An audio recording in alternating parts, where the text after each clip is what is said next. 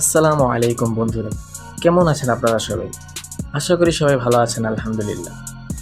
বন্ধুরা, আপনারা কি কখনো এমন কোনো ড্রোনের ব্যাপারে শুনেছেন যে ড্রোন শিকার করতে গিয়ে নিজেই শিকার হয়ে যায়, কিংবা সে কোনো কিছু ধ্বংস করতে গিয়ে নিজেই ধ্বংস হয়ে যায়?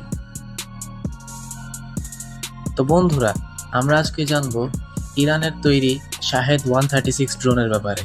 প্রিমিয়াম মশলা, কোকো, কাস্টার্ড পাউডার সহ আরও অনেক বেকিং পণ্যের সমাহারে সেরা দিচ্ছে বিশুদ্ধতা ও উৎকর্ষতার নিশ্চয়তা। দেশ জুড়ে সেরা কনজিউমার গুডসের ডিলারশিপ চলছে। শাহেদ ড্রোন হলো ইরানের তৈরি একটি কামিকাজে ড্রোন। এটি আকাশে উড়ে গিয়ে লক্ষ্যবস্তুর ওপর আঘাত করে নিজেই বিস্ফোরিত হয়ে যায়, তাই একে সুসাইড ড্রোনও বলা হয়।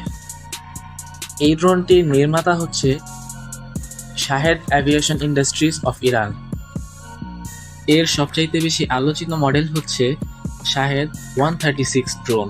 বন্ধুরা, শাহেদ ড্রোন হচ্ছে একটি কামিকাজে ড্রোন যা শত্রুর ওপর আঘাত হেনে নিজেও ধ্বংস হয়ে যায়। এই ড্রোনটির রেঞ্জ হচ্ছে 2000 থেকে 2500 কিলোমিটার এবং প্রতি ঘন্টায় এর গতি হচ্ছে 180 থেকে 200 কিলোমিটার পর্যন্ত, এবং এর ওজন হচ্ছে প্রায় 200 কেজি।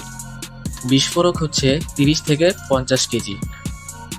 বন্ধুরা, এই ড্রোনটি ট্রাক বা লঞ্চার থেকে উড়ানো হয় এবং জিপিএস দিয়ে টার্গেটের দিকে পাঠানো হয়, এবং সে সেখানে গিয়ে লক্ষ্যবস্তুর উপর আঘাত হেনে নিজেই বিস্ফোরিত হয়ে যায়।